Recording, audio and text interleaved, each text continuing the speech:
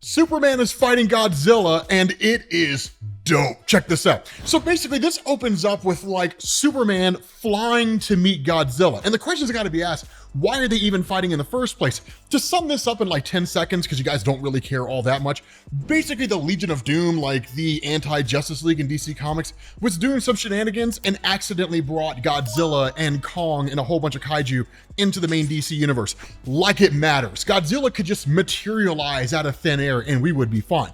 Anyway, Godzilla just arrives in Metropolis. Now, the cool thing about this, right? Like, once Superman sees him, he's like, okay, I don't know if you can understand me or even be reasoned with at all, but your presence is a danger to the people of Metropolis, and we can't have that. So let's take whatever this is somewhere else. And Godzilla just kind of looks at him, right? And rightfully so, because it's like Godzilla. It's not like he doesn't understand. It's more just like, are you worth my time, guy in red pajamas, underwear, right? Like, should I waste my time with you? But then like, as Superman continues to talk, Godzilla starts to fire up that atomic breath. Right now, he doesn't even get the breath off. He doesn't even get like the atomic blast off, right? Superman's like, I know what's coming. Pow, right? Just like cold cocks this guy, just boom. But it's not enough to knock him out, right? Because like, it's literally like, okay, the fight is on, right? Like the battle is on, right? Superman comes swooping back into the offense, boom, gets smacked by Godzilla's tail, gets sent flying through a building, only for the Flash to show up and just be like, hey man, so like, do you need any help? Now, because the Flash can just like run really fast, and if you were to just like throw some ice on the ground, he would basically be donezo. There's only so much he can do, which is kind of like help people evacuate the area. And so what this is it leads to like the rest of the Justice League responding. You get Wonder Woman, you get Supergirl, which is really dope, Hal Jordan, the Green Lantern, and then you get like Hawk Girl, who's kind of cool sometimes, I guess, and then you get like Green Arrow, Oliver Queen. I don't even know what he's gonna do. It's like when Hawkeye was in the Avengers movie. Like, I mean, cool, I guess it's awesome that you're here, but like at the end of the day, what are you gonna do aside from like trying to shoot Loki and then basically failing spectacularly? But like everybody else shows up, right? Like the rest of the league shows up. But that's when you start to realize the scale of what's going on. Now, some of these things I recognize and some of them I don't, right? You got like a giant spider that's over there in Central City. You got a woolly mammoth that's in Themyscira. Of course, you got Godzilla in Metropolis. Hell's bells, they even got a giant bat in Gotham City, right? I mean, just so on the nose, DC, right? I mean, you can tell they're having a blast writing this. And so at this point, like, you basically have like the Bat family that responds, right? Like Batman, Robin, Jason Todd, Nightwing, you get Batgirl, Barbara Gordon, who's kind of cool. And even like Cyborg says he's gonna show up, which I guess Rahoo, right? Like the Justice League's very own walking, talking iPhone is going to save the day, I guess. And then like Black Canary shows up. Now, I would make fun of Black Canary here, but she actually has a dope moment in this story. It's ridiculously cool, right? So at that point, what you end up getting here is Superman, who basically goes back on the offense with like Godzilla. And then you have like Hawk Girl who shows up and like tries to pummel this guy as best she can. But one of the funny things about this is they learn incredibly fast. Godzilla is extremely fast, right? Much faster than he appears to be. And of course, given his size and his just durability, he's incredibly strong as well. Now, before we get to the Superman segment, we actually end up jumping over to like Gotham City with the giant bat, because this section is pretty awesome, right? You of course have Kate, Batwoman, who's here. Do not let her fool you, man. Batwoman is amazing. I love Batwoman in DC Comics right now. She's never been cooler than she is right now in DC Comics. It's pretty solid. But for the most part, they don't really know exactly how to handle this kind of situation. And it makes perfect sense. It's one of the reasons why I love this. If it came to like Two-Face, right, Solomon Grundy, any of those guys, that like the Bat family would more or less know how to handle that, because like they face them over and over again.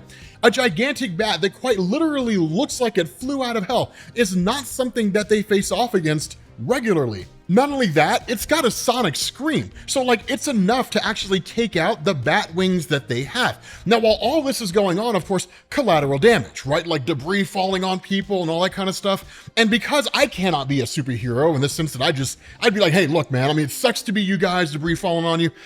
I don't know what to tell you, right? We got like more important things to focus on than that. The Bat family decides to be superheroes and they more or less go around trying to rescue people where they can, when they can. Anybody who's been a part of this channel long enough will tell you I would be a villain. If I got powers, I would absolutely be a bad guy.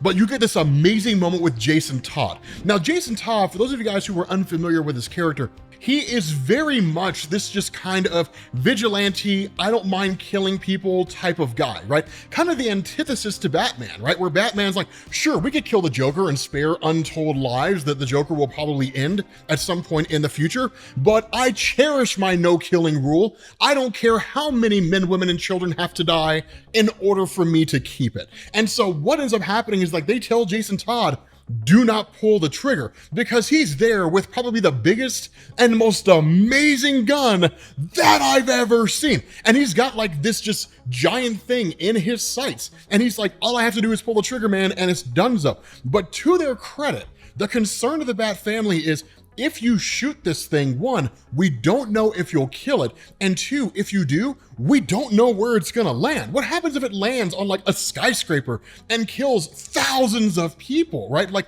is that really worth the risk? But in the mind of Jason Todd, it's, if we don't kill it, thousands of people are gonna die anyway, right? So, I mean, hey, you know, like, 6 in one hand, half a dozen in the other, right? Might as well just take this thing out. And so what he ends up doing is firing off the shot against the objections of everybody. Batman, Nightwing, the whole 9 yards. He fires it off. It doesn't kill him. His whole area gets blasted. He survives, but then they just kind of start screaming at him for what it was that he did. But while this is going on, right, Cyborg arrives just in time, right? Like the iPhone arrives just in time. I'm gonna start calling him iPhone from right now. And he shows up and basically puts together what is in effect a sonic amplifier for Black Canary, because what they're gonna do is they're gonna just like jerry-rig this thing to a bat wing and fly up and use it.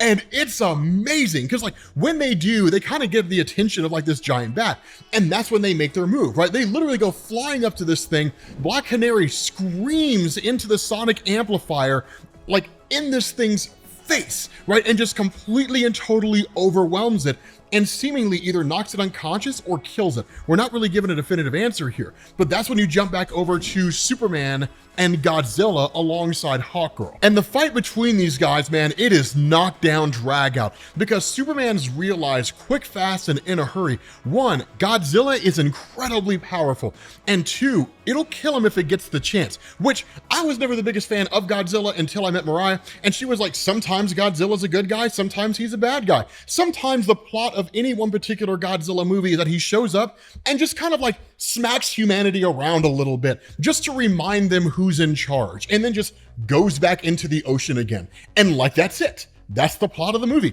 And that's kind of what's happening here, right? Like Godzilla's showing up and just kind of being like, just so you guys know, right? And then just kind of smacking Superman and these guys around, right? Just kind of establishing his dominance, which is pretty awesome if we're being honest with ourselves. But again, they do what they can where they can. But Hawkgirl is smacked away by Godzilla's hand, only to be rescued by Shazam. Yes, son, Billy Batson has arrived on the scene. And it's cool because it's like having two Supermen that are basically facing off against Godzilla right now. And that's what's so awesome, is because while this is happening, Godzilla, Godzilla starts to charge up, people. Godzilla starts to charge up. You guys know how it is. You guys know how it is. That wom, wom, wom, wom, wom. You guys know how it is. It's revving up, and then it's just like, BAM! And then just like the atomic breath just gets blasted. At the same time, Superman fires off its heat vision. It's a standoff, son. It is a standoff between Godzilla and Superman firing off their energy towards one another. Even Shazam is looking at this like, dude, this is amazing, right? Like, this is the coolest thing. But what he does, like Shazam, comes up with an idea, right? He ends up flying over to Godzilla, lands on his head, and then just shouts, Shazam! And then like the lightning comes down, it hits Shazam, but then it also hits Godzilla at the same time. It was kind of foolish, right? It was a relatively foolish thing because he could have gotten himself killed. And in fact, even when he's reverted back to like Billy Batson, right? Like the little kid, he's just like, that was awesome. Because I mean, let's be honest with ourselves, guys. Like, we would have reacted the same way. I would have been like, yeah, superpowers. But like, it was cool. Like, it's a really, really cool thing. But even Superman kind of yells at him, right? He was like, it was too risky. Don't do that again. But the problem is, in this moment when they're flying away, Godzilla's like, son, all right, look, it was cool and it was fun before, and you're adorable, Superman. You're so cute with your cape and your magic underwear. You're so adorable. But like, I'm done playing games, right? When you mess with the bull, you get the horns. So what does he do? Fires off that atomic breath, bam, Superman gets the brunt of it, goes crashing down to the streets of Metropolis. Billy Batson is just left there. Superman's totally unconscious, and like a boss, the beast, known as Godzilla, is just roaring in the background. Why, my friends? Because he has just dominated the Man of Steel. With that being said, guys, we're gonna bring this to an end. Thank you all for watching. I will catch you all later. Peace.